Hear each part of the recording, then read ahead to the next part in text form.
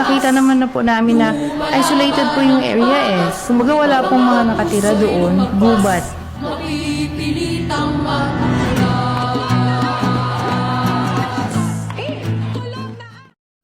Maayong adlaw kaninyong tanan. Sa dili pa mi magsugod, mangutana lang sa mi. Kinsa dinhi ang nakapangutana na og Kamera man ni oy. Labay ko gabi. Oo, gamay ra kini. Pero ug usa ka libo ka tawo ang mangbuhat niini, unsa ka epekto sa atong kalikasan? Kabalo ba mo nga ang gagawin natong binuhatan mahimong usa ka dako nga problema sa atong kalikasan? Mao nga karong adlaw among i-present ang among infographic nga adunay titulo nga Kalikasan, Maliit na Gawain, Malaking Pagbabago. Ang tumong sa among infographic mao ang magpakita sa mga isyu nga giatubang sa atong kalikasan ug ang mga yano nga paagi aron makatabang kita sa paghawa niini. Dili kinahanglan nga dako dayon ang atong buhat.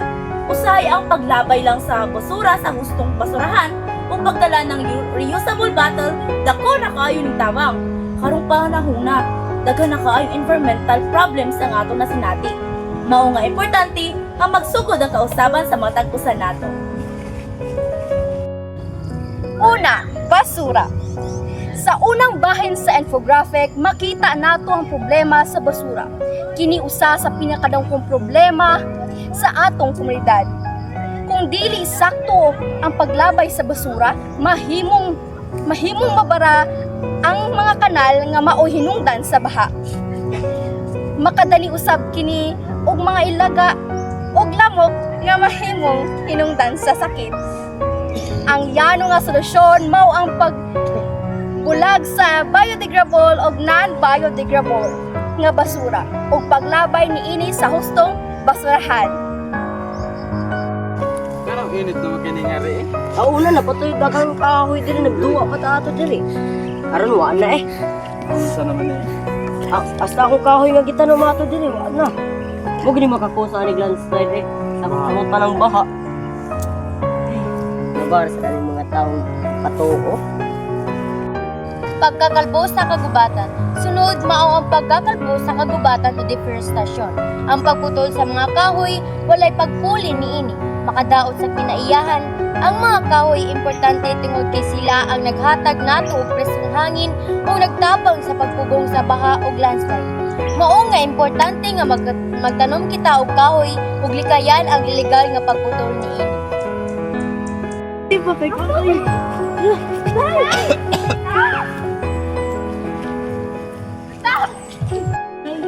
Muli na lang tatay.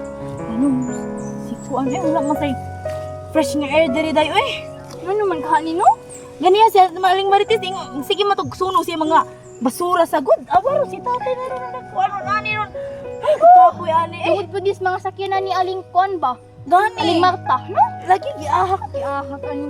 Uli na lang tatay. Ano mata diri tayo tatay? Ang sunod nga problema mao ang air pollution or ang polusyon sa hangin. Kinigikan sa aso sa mga sakyanan, pabrika o pagsunog sa basura. Ang hugaw nga hangin mahimong hinungdan sa ubo, hika o uban pang sakit sa baga. Makatabang kita pinaagi sa dili pagsunog o basura. Paglakaw kung duol lang ang antuan o paggamit og bisikleta kung posible. Ito ay ating kalikasan. Ngunit bakit ito natin sinisira? Ang ganda-ganda ng ating likas na yaman. Ngunit ito ay sinisira natin. Sunod mao ang polusyon sa tubig. Daghan ang naglabay og basura sa sapa ug dagat nga mao'y hinungdan sa pagkahugaw sa atong tubig ug pagkamatay sa mga isda ug uban pang mga hayop sa dagat. Mao nga kinahanglan nato likayan ang paglabay og basura sa mga anyong tubig ug magtinabangay ta sa pagpanglimpyo sa atong palibot. Naunsa naman niya kung tanong, uy! Hala, makuwasan. Hala, kalaya ba ani? Uy! Hala, gwapa ka tanong. naman taon ni. Uy, nung sa man climate change na sa day. Sarap na kung tanom, ay nangalaya man eh. Tungod man sa climate change. Ani-ani, wala tay kwarta. Unsa naman tanumay? Usa naman jud ting mga tao sa sig aso nga mao ra man taon niya akong kabuhayan para sa akong mga anak sad. Mura sa jud niya to ang source of income. Lagi? Mga tanom jud, ngalaya na jud. Ito kong mga anak ron. Wala may makaon na ni. Pas mo gid mi ani tanan. Gani. Mo gali jud Sus. Maogi ning kinabuhi, di malalim ang na. Di malalim. Ang sunod mao ni ang climate change. Kini mao pagbago sa klima ang hinungdan sa grabe nga kainit, kusog nga bagyo ug kusog nga ulan. Siguro nakabantay mo nga mas init na kayong panahon karon kumpara sa una. Usa sa mga paagi aron makatabang mao ang pagtipid sa kuryente, pagtanom og kahoy ug paggamit og reusable nga mga gamit aron makaahon ang basura. Mga solusyon. Sa tuong nga bahin sa infographic, makita nato ang simpleng solusyon.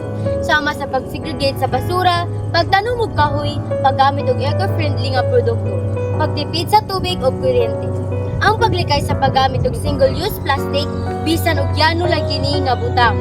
Kung buhaton sa matag usa nato, dako gid kini og epekto sa pagpapalin lipod sa atong kalikasan. Sa katapusan, ang mensahe sa among infographic mao nga ang kalikasan dili nato panag-iya. Hinaot nga atong hinumduman ang giingon sa ubos sa infographic. Ang kalikasan ay hindi mana ng ating mga ninuno. Ito ay hiram sa susunod na henerasyon. Pusa, dili nato hulaton nga grabe na kaayo ang problema bago tabulidon. Ang paglabay sa basura sa hustong lugar, pagtipid sa tubig o kuryente o pag-atiman sa atong palibot mahimong magsugod karon mismo.